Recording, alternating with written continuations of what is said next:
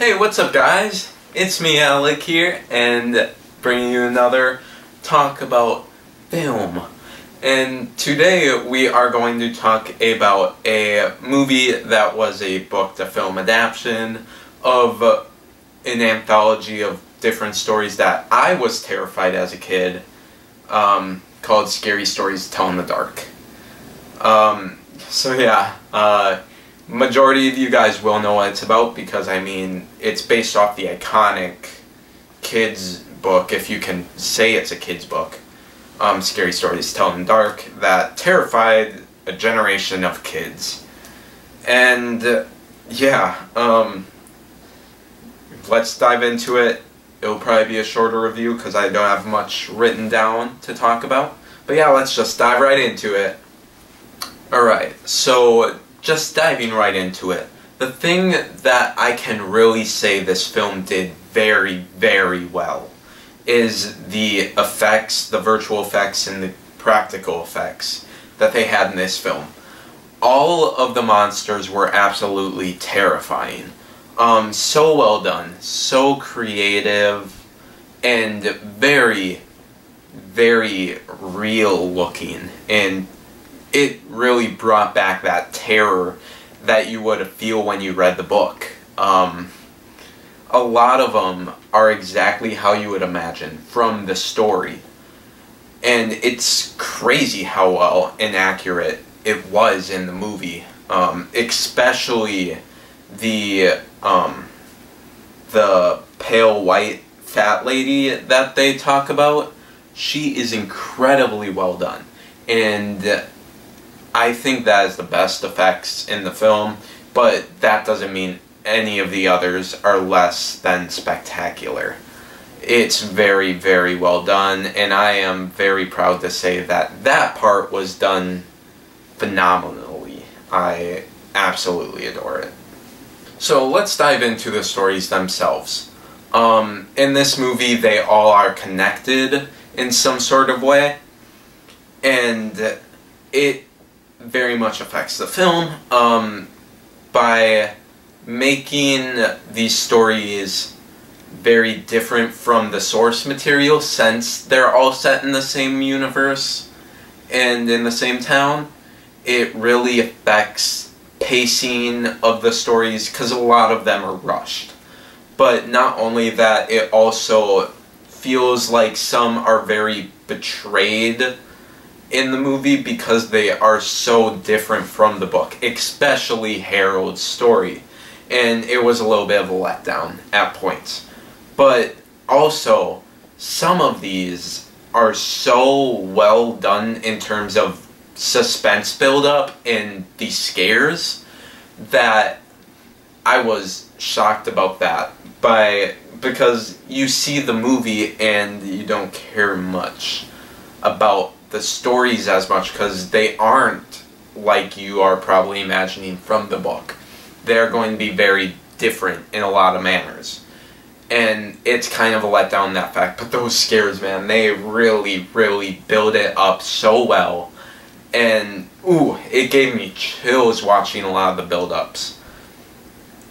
But also, the thing I also need to say about this, it is very disturbing and gross at times. So please don't be scared to look away, because a lot of times I gagged or I had to look away because it was so gross.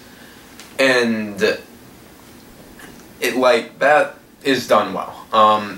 It's done in terms that are respective to the story, but a little times I did think it got a little into the shock horror, grotesque horror kind of thing, instead of how the books had it in terms of scares. And it also really affected the movie in terms of tone at times. But overall, the grotesqueness of it, how disturbing it was, especially the toe one, that one, and Red Spot, those are the two that you are most likely going to look away. It got disturbing, but it was all in good terms of the build-up that happens later. Alright, so now let's get in terms of the characters and the acting and all that. In the script even. Alright. The characters are very boring. I don't think there was much interesting to the characters. And the characters that were, to some degree, interesting aren't main characters that you have in the spotlight the whole film. And that really made for a less engaging experience for me personally, at least. And another major issue with the characters and the casting specifically, they casted these kids who look like they would have been freshmen at most in high school, more middle school I would say, but they cast them as seniors in high school. And it was very weird to watch. It was hard to watch because it was just confusing. Because these look like middle school kids, and it felt like they were trying to force something that really you couldn't get out of your mind. Because the entire film I was like, alright, are these guys middle schoolers or high schoolers? And it turns out they're seniors somehow, and I just couldn't buy into it. It really affected the realness, the little realness put in the film. It really affected that and basically said, huh, we're throwing that out the window.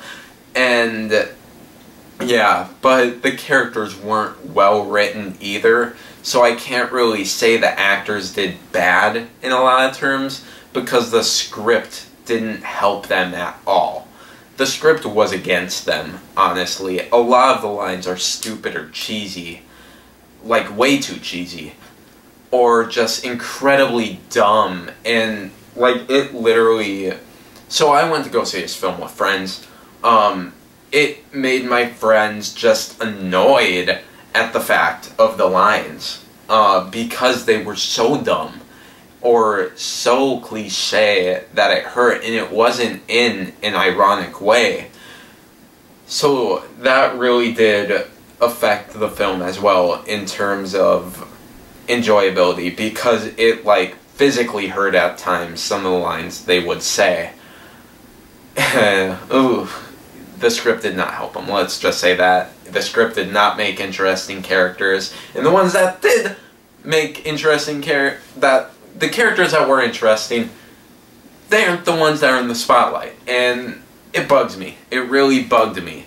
Because the ones that were interesting weren't in the spotlight, and the ones who were the most boring, bland characters that just hurt to watch were in the spotlight. And it sucked. It really bugged me, especially in terms of putting them in front of the camera. Ugh. Ugh. So now I want to just take the time to talk about how much of a missed opportunity this film was. Because this book was horrifying to kids at that time. And now this should be a film that appeals to that audience, right? So I really felt like it should have been rated R. There is a lot of times where they could have crossed into that rated R domain, and it would have helped the film a lot. But you could tell they dulled down a lot of the stories to make it PG-13, and a lot of just everything. And it really hurt the film in tone of fear. And it really was a missed opportunity, because you tied down all these books into being one linear line, where, like the book, I think this film should have been an anthology of different stories. Maybe they can come together in the end in a certain thing, but jump around the times. Especially the Harold story. The one in the book is terrifying, and it haunted me so much, but it really felt like it was a letdown in the movie, in the end. Like, sure, the end payoff was kind of gratifying, but as a whole it was very disappointing, I would say. And yeah, like, it really did not help a lot. It should have been an anthology like the book. It was a letdown in that fact, and I just really think Scary Stories is such a missed opportunity because there's so much source material that you can draw to make this film great. And you even had Guillermo del Toro, one of the directors behind the camera, and it just feels like a missed opportunity. You had a lot of the talent there to make, and a lot of the promises and material to make something incredible for horror in general, and to make a movie that would haunt a generation just like the book did, but they really missed that opportunity, I would say. And it hurt. It hurt a lot watching it because you can feel the length at times. But yeah, that's my review. What's your opinions about it? I would love to hear it. Thank you for watching. Like, subscribe, all that jazz. And I will see you guys next week. Thank you so much.